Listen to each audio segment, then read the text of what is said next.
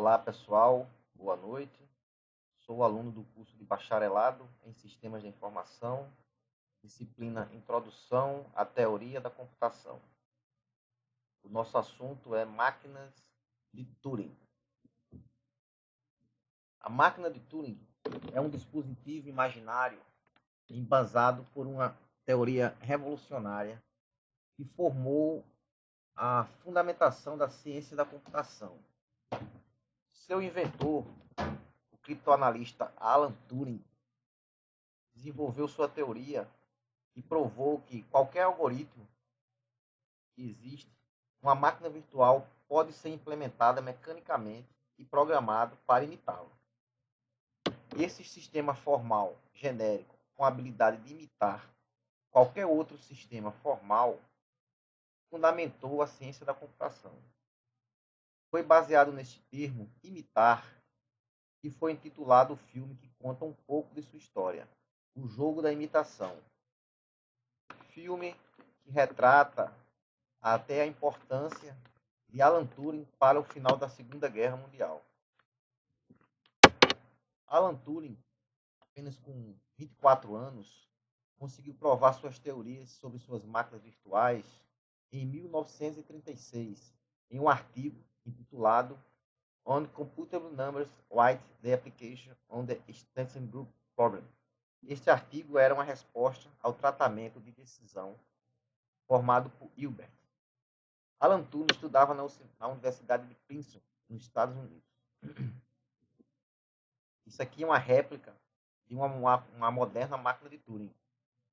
Foi desenvolvida para recriar o funcionamento de uma máquina de Turing, bem diferente da que criada pelo seu inventor na década de 30.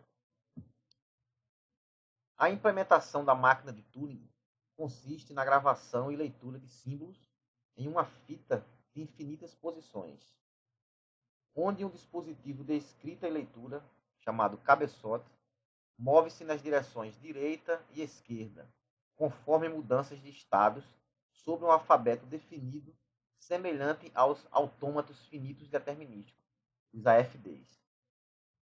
Uma diferença marcante entre as máquinas de Turing e os AFDs consiste na não necessidade da palavra ser lida por completo para ser aceita na máquina de Turing.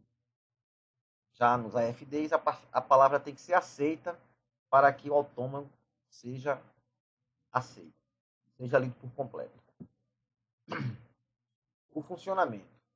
O funcionamento da máquina de Turing se assemelha com os antigos sistemas de armazenamento de fita magnética dos mainframes. Formalmente, a máquina de Turing é definida como uma máquina virtual que contém os seguintes elementos: um conjunto finito de estados de transição, destacando-se os estados iniciais e de aceitação. O estado de aceitação ocorre quando é lido um símbolo vazio. Até então, a máquina fica mudando de estados até encontrar um símbolo vazio.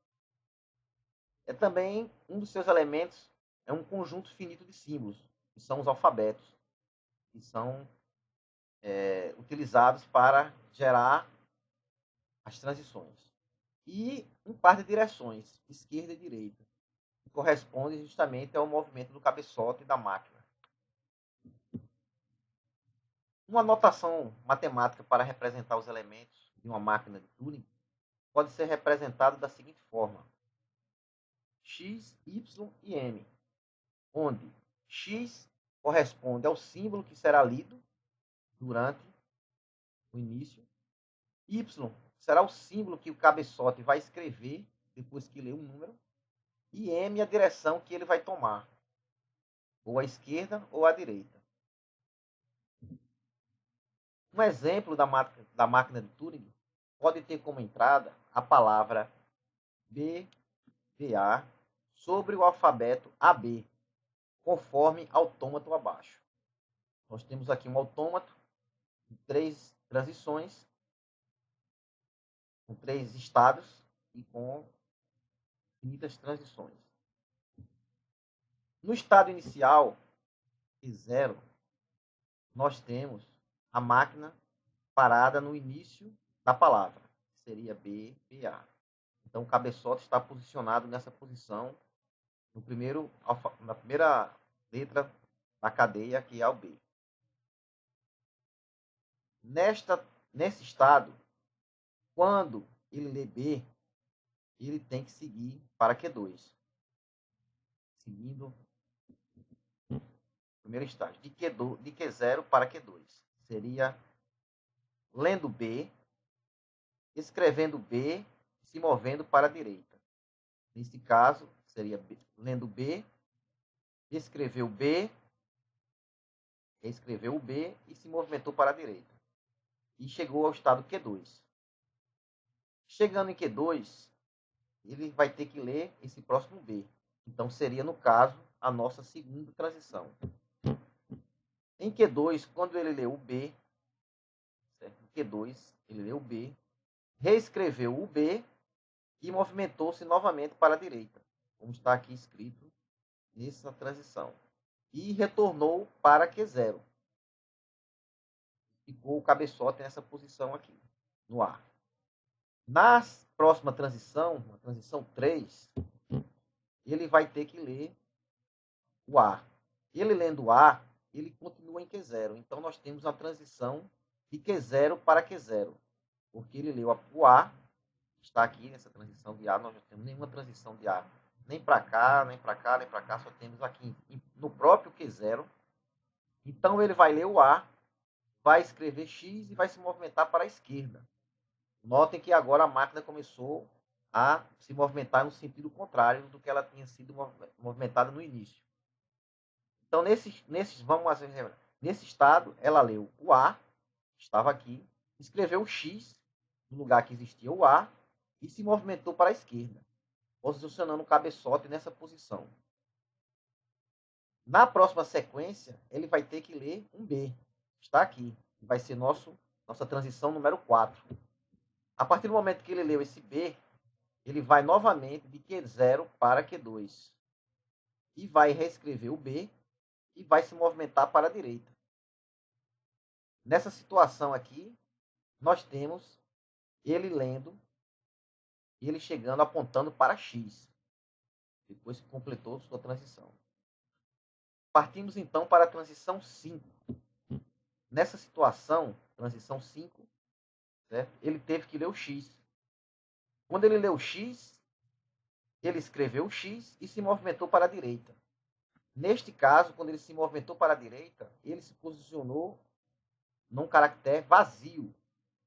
Lembre-se que no início nós falamos que um dos estágios, o estágio de aceitação para a máquina de Turing era quando ela lesse um caractere vazio. É o que vai acontecer agora na nossa sexta transição. Ele leu o vazio, anteriormente ele estava aqui, chegou em Q0, e Q2 para Q0, se posicionou no vazio, leu o vazio, aqui em Q0, e vai, no caso, ser essa transição aqui.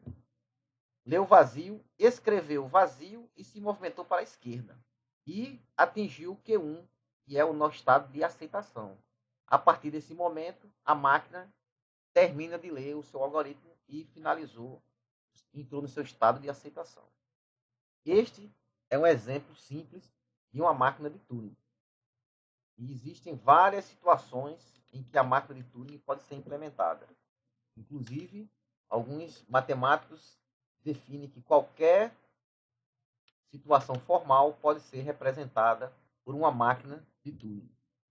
Hoje, atualmente, assim, uma representação mais próxima da máquina de Turing que nós temos seria o Java, onde nós temos uma máquina virtual que processa em cima de outra máquina, independente da máquina que ela está sendo rodada. A máquina de Turing foi apresentada a John von Neumann, matemático húngaro, naturalizado norte-americano, criador da arquitetura von Neumann, justamente na década de 36 ainda, onde houve o surgimento das memórias, proporcionando o surgimento do modelo atual do processamento. Lembrando que von Neumann foi um dos criadores da arquitetura de memória, auxiliando o processamento. Então, em vez de se guardar numa fita, se guardava em uma memória. E foi evoluindo e chegamos ao que nós temos hoje, as memórias altamente sofisticadas, com uma velocidade incrível, né? e um poder de armazenamento muito grande. Devido à sua grande contribuição, sua teoria é considerada como a teoria computacional. Em sua lápide está estampada esta homenagem. Alan Madison Turing nasceu em 1912, faleceu em 1954. E lá está escrito: pai da ciência da computação, matemático, lógico e um grande contribuidor para a ciência moderna, que nos auxilia tanto como hoje. No momento era só isso, pessoal. Um abraço, até mais.